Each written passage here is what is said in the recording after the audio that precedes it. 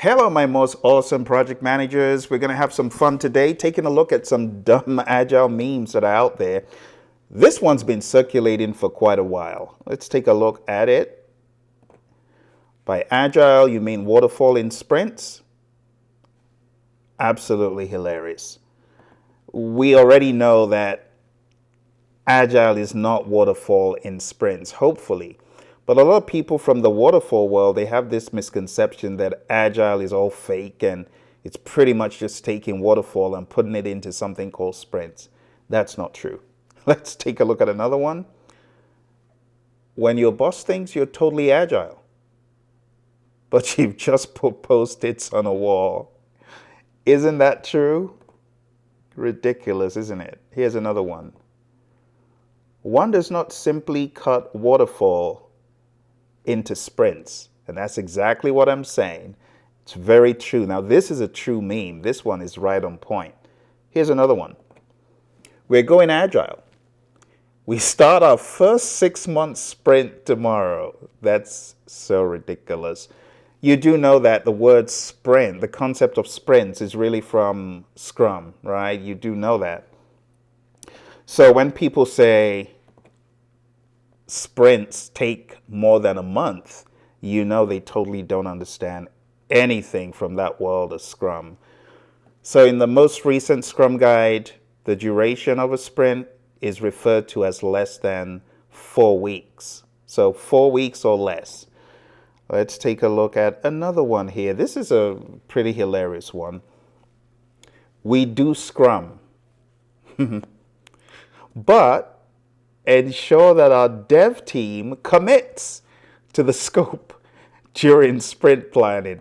It's like forcing the team to commit to the scope without really assessing if they can get it done. That's backwards.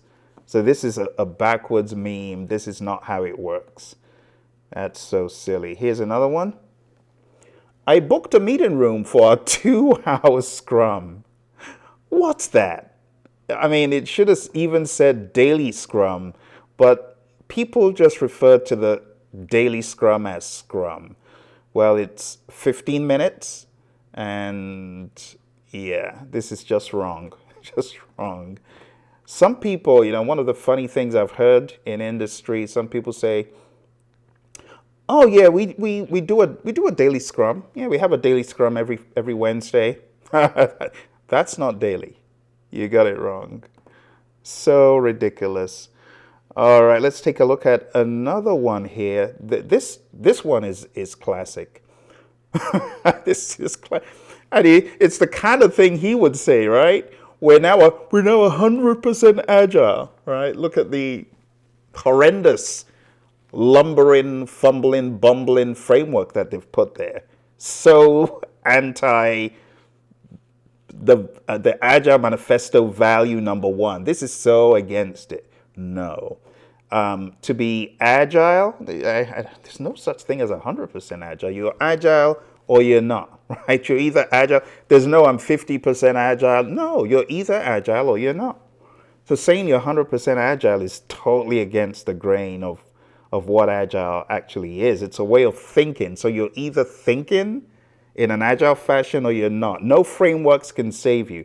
This is one of the things I have to go put on my teacher hat here, because when we talk about agile, people get it wrong. Agile is a mindset. It's not a framework. It's not a methodology. I hear people say, oh, we're going to scale agile. We're going to use that agile framework. No. You're not going to scale agile, right? You need to evangelize agile. You need to get people to be on that same wavelength in how they think and how they behave, how they act. That's what agile is. So relying on some framework to scale, please give me a break. I understand you may scale a framework, but you cannot scale a mindset. So let's just let it rest. It's not about the practices. Agile is more about behavior, okay? So when I see that meme of Trump there, and I take a closer look at that framework, I'm like, no, you got it wrong. You got it wrong, because You can do that all day long, and your mindset is so out of whack that you're so far away from Agile, it's not even funny.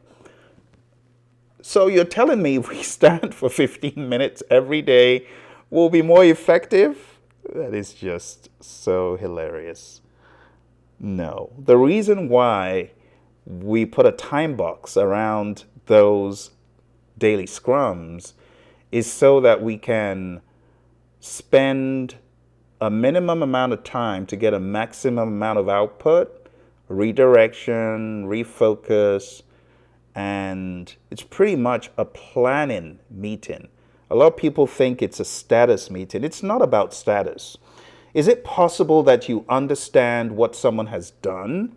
Yeah, but that's not status. No one's giving readouts or saying I'm 20% there, I'm 40%. No, that's not the purpose of the meeting. The purpose of the meeting is to understand progress and to realign, right? To find a confluence of ideas and actions to pivot accordingly, to unearth impediments and to go after those impediments with a vehemence. That's really what it's about. So it's not just about standing casually for no good reason. One of the misconceptions that I find, in that first meme that we looked at, one of the misconceptions, it's funny, but after a while it becomes not even funny because people call everything that is plan driven waterfall. And I want to correct that, right? Not everything that is planned in advance should be called waterfall. Waterfall is very specific to software development. That's why it's called waterfall software development model, right? It's not everything that is planned that we should call waterfall. I would rather you say predictive project management. If you say predictive project management, predictive methods, it's okay because waterfall has taken such a horrible rap and people have equated that to mean predictive project management has no place. That's not true. Predictive methods have their place, but I feel that a project manager can be a lot more effective if they combined it with an agile mindset overall. Being agile means you are pivoting to use the most appropriate method and framework and tool. That in and of itself is being agile. But there's always, in my mind, there's always an opportunity to think and be agile.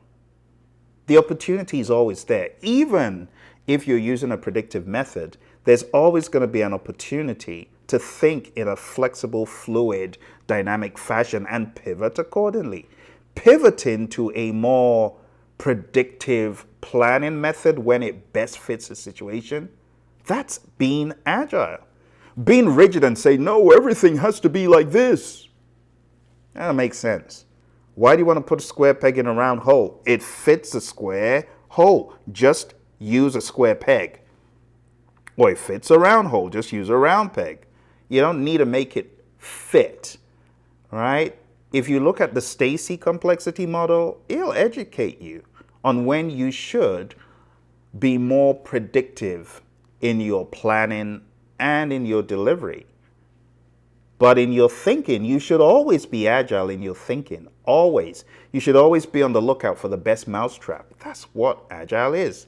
All right, so we need to go back to the basement and stop calling everything that's plan-driven agile or everything that's plan-driven waterfall, rather. Right? We need to stop doing that. All right, let's see which other memes we've got here. Got another one. I don't always do agile, but when I do it like waterfall. That's just so daft. Again, it points back to people getting it wrong, that agile is a mindset, first and foremost. You don't do agile. You are meant to be agile. Be agile in your thinking. Be agile in your language. Be agile in your approach. Be agile in your actions. You are not going to be able to do agile except you don't understand agile and you're doing agile. It's just nonsense. So agile, first and foremost, is a posture. It's a position. It's a frame of mind. All right, in closing, I want to talk about fake agile.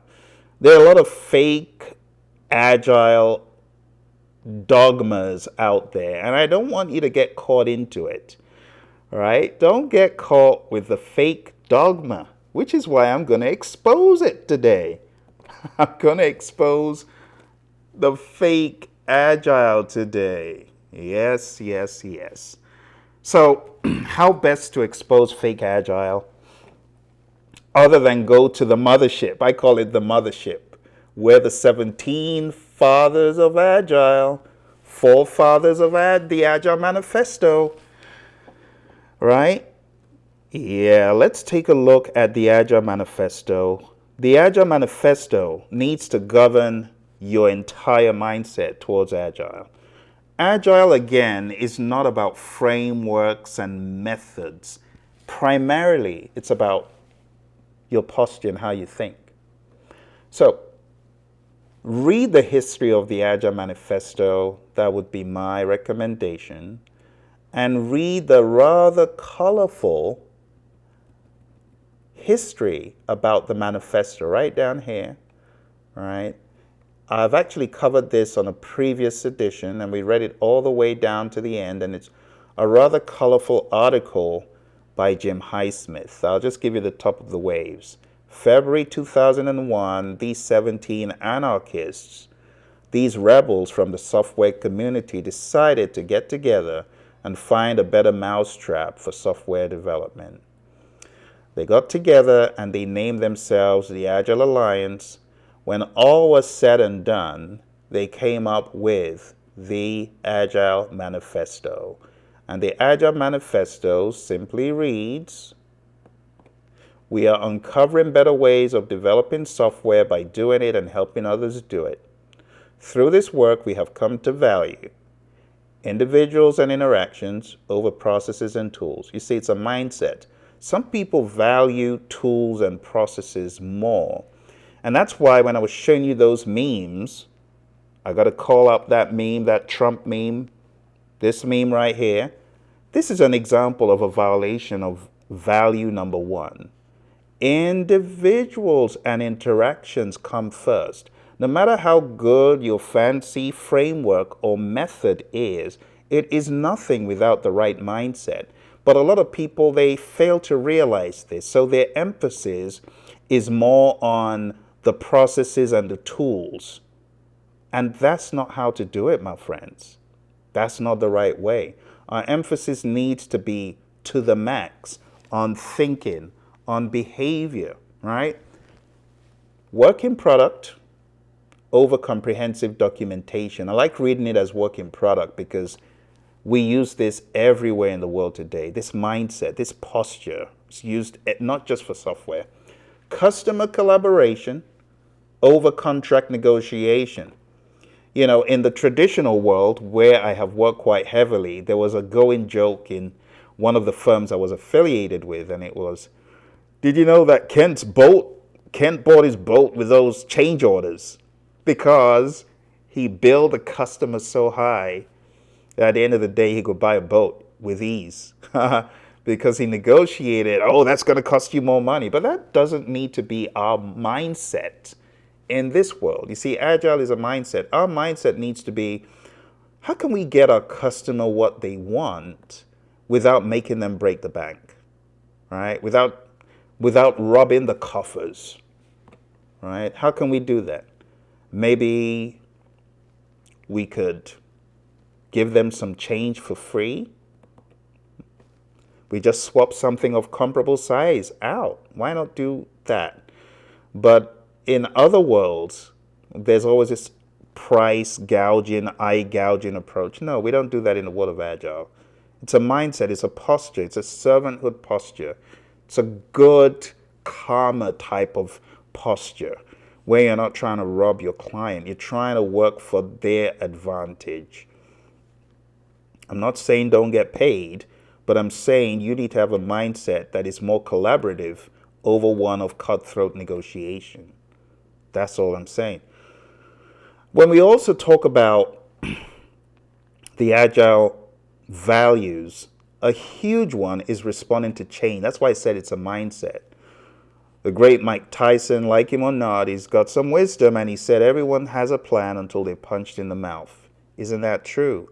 Everyone's got a plan, But when change needs to happen, where does your little plan lie? The plan was good for a season, but when COVID hit, people needed to pivot. That's an example of being agile, you see. So responding to change as opposed to doggedly following a plan that is taking you down to the basement quick. We don't want to do that. So those are the 4 values. Let's take a look at the principles. Now, the principles expand on the values, right? I'm just going to paraphrase. In this world of agile thinking, we are obsessed with our customer. We're obsessed with giving them valuable product continuously. We do this early and continuously so that we can learn what we need to and make adjustments to ensure that what they get is what they truly need and want. You can apply this even at the project or portfolio or program level. Welcome changing requirements even late in development. Agile processes harness change for the customer's competitive advantage. In other words, if your customers need changes, let them make them. Just make sure that you're balancing the equation somehow. We're not saying rob yourself. So if you're a company that works for other companies, we're not saying be robbed, but we're just saying welcome changes. If your customer needs that change, why would you refuse it? Right? Under the auspices of, oh, it's in the contract that it has to be done this way. No, be more flexible and accommodative in your mindset. It's really what this is saying. Deliver a working product frequently from a couple of weeks to a couple of months. This is not talking about sprints, right? This is not talking about doing things in phases. This is really just saying release stuff frequently. We're not talking about sprints. It's more about how you release. You could release if it's featured enough, but that's not what we're saying here, right? It's not about releasing every sprint or every iteration. You do want it to be potentially shippable, of course, but you get the point. Business people and developers must work together daily throughout the project. If we're doing things in an agile fashion, great news needs to travel fast, and we need to also get not so great news. We need to be nimble in our approach. Build projects around a motivated team. Why would you want your team to be demotivated and beaten up? They're not going to be able to do great work. So give them a good environment and let them do what they need to do. Get out of their way. Cut the red tape. Stop bullying the team. A lot of managers, they just take delight in browbeating the team, having a Theory X approach. And that's just no good. There are entire companies that have a draconian Theory X approach. Very, very poor. Very poor. And it's sad. I've talked to a lot of PMs in companies and they say, we're always getting beat up in the boardroom. Not good. Not good. The most efficient and effective method of conveying information to and within a development team is face-to-face conversation. Check out the great work of Professor Emeritus Albert Mehrabian. It will make more sense why, when you're communicating something revolving around empathy and feeling, you should be face-to-face as much as possible. Next one says, working software is a primary measure of progress. Either you got it 100% or you don't got it. That's the idea. So the primary measure of progress is having your working product. You could say it's 99.99% till the cows come home. It's not done, it's not done. That's why in the world of Agile, we often use the word done. All right, Agile processes promote sustainable development. The sponsors, developers, and users should be able to maintain a constant pace without killing themselves, a constant pace indefinitely. Some teams trying to do so much in a sprint beyond their normal capacity and velocity, and they keep being beaten over the head by management to do things in an inhuman way. No. Don't succumb to it, team. You got to educate people to know that this doesn't mean a fast pace. It could be fast, but that's not what it's saying. It's saying a constant pace. There's a case of a poor guy who worked so hard doing all these crazy overtime hours, and the guy died. What use is that? He's not here anymore. What good is that to the team? So don't burn out your people. Don't burn out your individuals. You got to allow people to work like humans, not like robots. All right. And this is really talking more about the velocity than anything else. Continuous attention to technical excellence and good design enhances agility. Good engineering practices, that's what that's talking about. Simplicity, the art of maximizing the amount of work not done, is essential. In other words, keep it simple. So these two, I'm sure engineers would like that, right? Could we keep it any simpler, engineers? Could we think about CI and CD a little bit, right? As developers, before tossing the code over the fence, right? Continuous attention to technical excellence, good design. Do that refactoring. Be aware that if you don't do it well, it's coming over the fence. Let's go into the world of DevOps. All right, the best architectures, requirements, and designs emerge from self-organizing teams. Why? Because the team owns it. And when they own it, they put in their best plus. Finally, at regular intervals, the team reflects on how to become more effective, then tunes and adjusts its behavior accordingly. You see, this is one of the things that is missing from the world of traditional. And, I'll put my hand up. I've been in the world of traditional for a while. And one of the things we do is we say, lessons learned, and everyone gets a lessons learned, and we talk about what went well and what didn't go so well, and no one does nothing with it. It just stays there in some big old binder or document on a repository. And that's not what we want to do. Okay?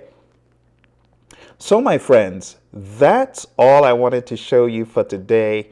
Again, a rundown of these hilarious memes. I love them. They crack me up. We go in Agile. We start our first 6-month sprint tomorrow. So ridiculous. This one,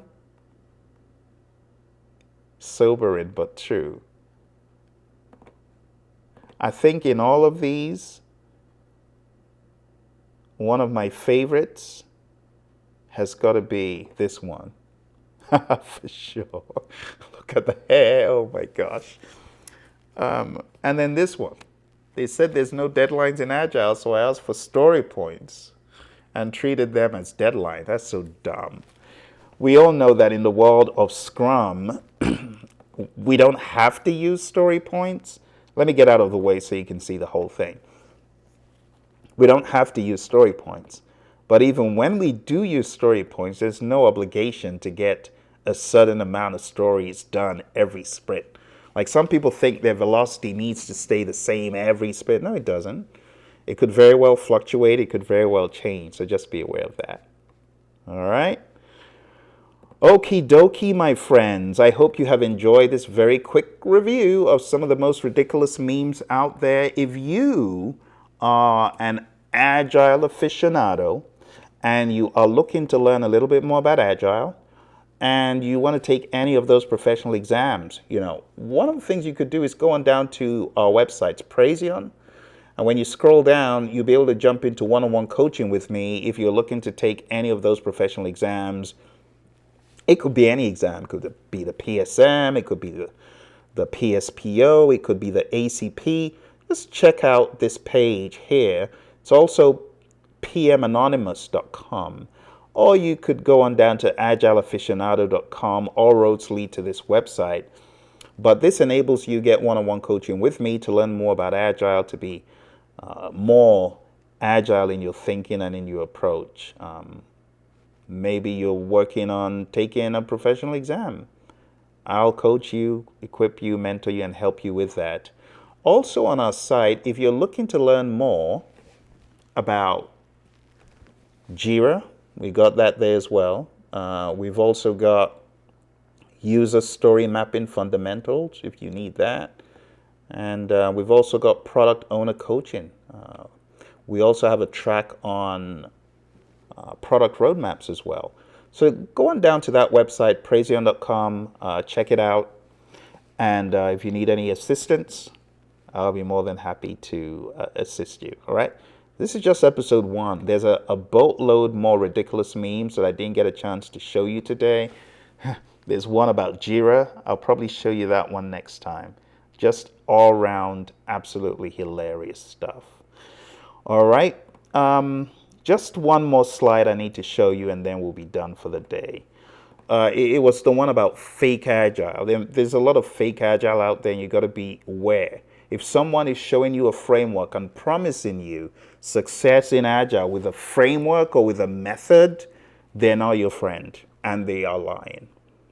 I don't care how long they've spent trying to sell it to you with big old fancy charts and images. Someone's promising you they can scale the agile mindset or the agile movement, or they'll scale a framework so well that your company will see enormous profits. And that's even a bad mindset right there.